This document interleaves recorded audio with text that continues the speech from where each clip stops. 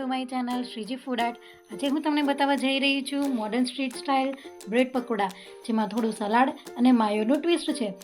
Street vendors પણ આજે ફિલિંગને upgrade કરે છે, એટલે હું આમાં ફ્રેશ સલાડ અને માયો એડ કરી રહી છું, જેથી ટેસ્ટ અને ક્રંચ ડબલ થઈ જાય.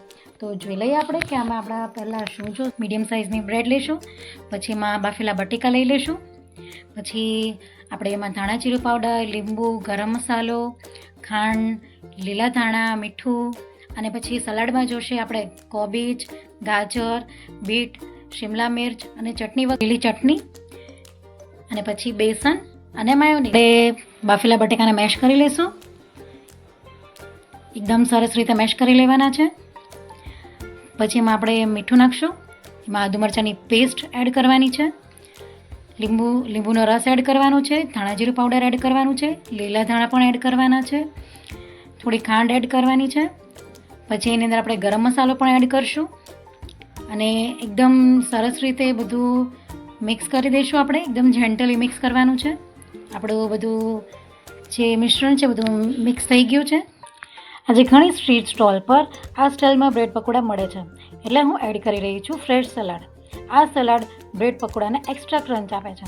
તો આપણે સલાડમાં લઈશું કોબીજ, પછી આપણે ગાજર લઈ લઈશું,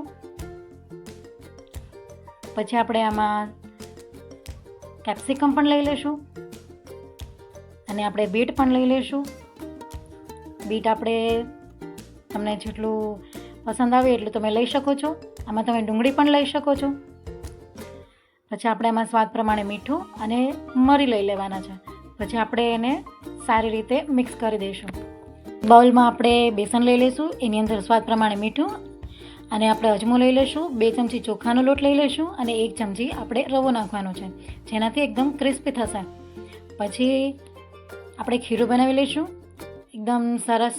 આપણે એમાં જરૂર મુજબ પાણી એડ કરીને સરસ સ્મૂધ એવું બેટર આપણે રેડી કરી દઈએ છીએ. પછી આપણે બ્રેડની સ્લાઇસ લઈશું, એને કટ કરી દેવાની છે. પછી એક બ્રેડની સ્લાઇસ પર આપણે માયોનીઝ લગાવવાનું છે, અને એક બ્રેડની સ્લાઇસ પર આપણે ગ્રીન ચટણી લગાવવાની છે, જે મેં લીલા ધાણા, આદુ મરચાં અને મીઠું અને લીંબુથી જે રેડી કરી છે. એ જ ગ્રીન ચટણી આપણે એક બ્રેડની સ્લાઇસ પર લગાવી દઈશું.